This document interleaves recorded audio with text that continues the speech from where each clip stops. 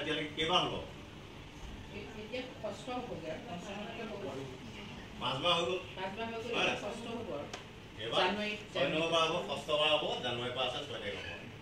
এতিয়া কথা হ'ল কি আপোনালোকে নিশ্চয় জানে যে এই 5 বাৰ গুণোৎসৱত আমাৰ শিৱসাগৰ জিলাই প্ৰথম স্থান দখল কৰিছে, হয়নে?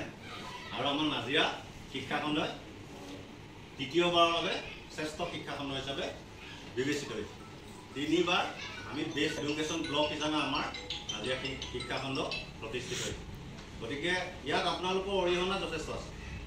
অৰিহণা যথেষ্ট মানে গোটেই অৰিহণাখিনি আপোনালোকৰ আছে। মানে কি শিক্ষকসকলৰ, ছাত্ৰ ছাত্ৰীসকলৰ আৰু অভিভাৱিকা এছএমচিখনৰ আছে। আছেনে নাই? আছে। তো আপোনালোকে নিজৰ কাৰণে এটা হাততালি দি লওক। আপোনালোকে 3 বাৰ বেষ্ট এডুকেশ্যন ব্লক হিচাপে প্ৰতিষ্ঠিত কৰিব পাৰিছে নিজকে। নিজে আপোনালোকে কষ্ট কৰিছে। আমাৰ যিহেতু যিসকল বাহিৰৰ পৰা আমাৰ এক্সটাৰ্নেল ইভালুৱেটৰ আহে, তেওঁলোকে কিছুমান এছেছমেণ্ট কৰে। এছেছমেণ্ট কৰোঁতে আপোনালোককো কিছুমান প্ৰশ্ন কৰে। এছএমচিখনক বা মাতৃগোটক, অভিভাৱিকাক সকলোকে কিছুমান প্ৰশ্ন সোধে বা কৰণীয় আপোনালোকৰ কিছুমান কাম থাকে। সেই কামখিনিৰ বিষয়ে ইয়াত কৈছে। আৰু ইয়াৰ লগতে আপোনালোকে আনুষংগিক আগৰ মডিউলতো আপোনালোকে পাই গৈছে যে আপোনালোকৰ বিদ্যালয়খনৰ প্ৰতি কৰিবলগীয়া কি আছে। আপোনালোকৰ বিদ্যালয়খনৰ প্ৰতি নিজৰ বিদ্যালয়ৰ আপোনালোকৰ নিজৰ ছাত্ৰ ছাত্ৰী পঢ়ি আছে। গতিকে নিজৰ বুলি ভাবি প্ৰতিটো কামত আপোনালোকে সহায় সহযোগিতা আগবঢ়াব লাগিব। ছাত্ৰ ছাত্ৰী বিশেষকৈ ছাত্ৰ ছাত্ৰীৰ উপস্থিতিৰ ক্ষেত্ৰত উপস্থিতিটো 100% আপোনালোকে কৰাবলৈ চেষ্টা কৰিব লাগিব। যদি আপোনালোকৰ নিজৰ ল'ৰা ছোৱালীটো পঠিয়াইছে, যদি ওচৰৰ কোনোবা ল'ৰা বা ছোৱালী এনেই নহাকৈ আছে, অসুখ বিসুখ হোৱাটো কথাটো বেলেগ কথা, হয়নে নহয়? অসুখ বিসুখত নহাকৈ আছে তেতিয়া এইটো বেলেগ কথা। কিন্তু অসুখ বিসুখ নোহোৱাকৈ কিছুমান ল'ৰা ছোৱালী এনেই অভাৱতে খেলা ধূলা কৰি থাকিব বিচাৰে, স্কুললৈ আহিব নিবিচাৰে। তেনেকুৱা ছাত্ৰ ছাত্ৰী যদি থাকে, আপোনালোকৰ এছএমচিখনৰ মেইন বডিটোৰ কাম হ'ল কি তেনেকুৱা ল'ৰাবিলাক চিনাক্ত কৰি হোম ভিজিট কৰি হ'লেও তেওঁলোকক সেই স্কুললৈ অহাৰ যিখিনি সুবিধা বেনিফিটছখিনিৰ বিষয়ে তেওঁলোকক অৱগত কৰা আৰু সজাগ কৰি তেওঁলোকক বিদ্যালয়মুখী কৰাটো আপোনালোকৰ প্ৰধান কৰ্তব্য। আৰু আমাৰ গুণোৎসৱৰ সময়ত যিখিনি কৰণীয় কাম থাকে, ধৰি লওক আমাৰ বিদ্যালয়বিলাকত কি হয়, কিছুমান বিশেষভাৱে সক্ষম শিশু থাকে।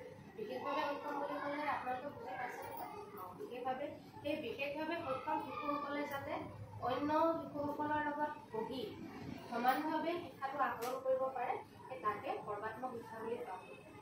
আমাৰ শিক্ষাৰ অধিকাৰ আইন 2009 চনত শিক্ষাৰ অধিকাৰ আইনখনে কি কৰিছে, 6 পৰা 14 বছৰ বয়সলৈকে সকলো শিশুৰ কাৰণে শিক্ষা গ্ৰহণটো বাধ্যতামূলক কৰি তুলিছে। আৰু এই 6 পৰা 14 বছৰ বয়সলৈকে শিশুসকলৰ মাজতে বিশেষভাৱে সক্ষম শিশুসকলো অন্তৰ্ভুক্ত হৈ পৰিছে।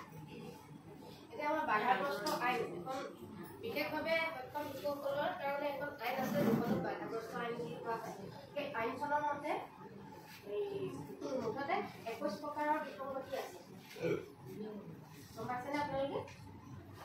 21 প্ৰকাৰৰ বিভাগ আছে তেওঁলোকৰ মাজত, শাৰীৰিকভাৱে বাধাগ্ৰস্ত হ'লে তেওঁলোকৰ মাজত এই বাধা তাৰমানে ধৰক শিশুসকল মানে এইটো হ'ল মানে কি যুৱ তথা পাৰিপাৰ্শ্বিক সংঘ, যুৱকসকল তাত অন্তৰ্ভুক্ত হৈ থাকে মানে।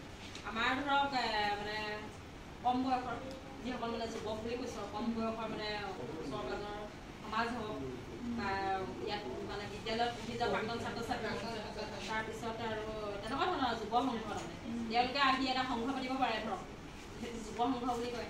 আৰু পাৰিপাৰ্শ্বিক মানে কি হ'ল, পৰিৱেশৰ লগত যিটো বস্তু সম্বন্ধ তাৰমানে পাৰিপাৰ্শ্বিক মানে আমাৰ অকল গছ গছনি এইবিলাকে নহয়, আৰু বিভিন্ন ক্ষেত্ৰত পাৰিপাৰ্শ্বিক মানে ধৰক নদী এখনৰ মাছবিলাক, নৈ মাছবিলাক বা পথাৰখন বা আমাৰ বিদ্যালয়ত থকা বাগিচাখন আৰু বিদ্যালয়ত কি কি গছ গছনি আছে, সেই সকলোবিলাক মানে পাৰিপাৰ্শ্বিক।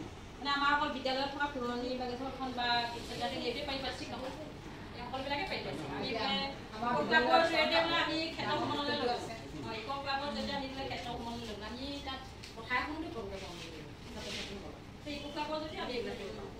পথাৰখন এখন এখন বা বিভিন্ন ধৰণৰ আকৌ সেইবিলাক দেখাওঁকে কৰোঁ, বিভিন্ন জাতি জনজাতি মানে তেওঁলোকৰ ধৰক যে তেওঁলোকৰ সংস্কৃতি জীৱনশৈলী যিটো বাসৰ জীৱনশৈলী অলাগতিয়াল বস্তু ৰাখিব নালাগে।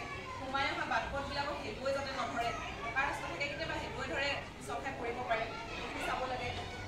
প্ৰয়োজনীয় মেৰামতিৰ অভাৱ, ক'ৰবাত ৱাল ভাগি আছে, ক'ৰবাত ডেস্ক বেঞ্চত গজাল ওলাই আছে, এনেকুৱা ধৰণৰ বস্তু আমি চাব লাগিব যাতে আহি পটকে বহি দিব দুখ যাতে নাপায়।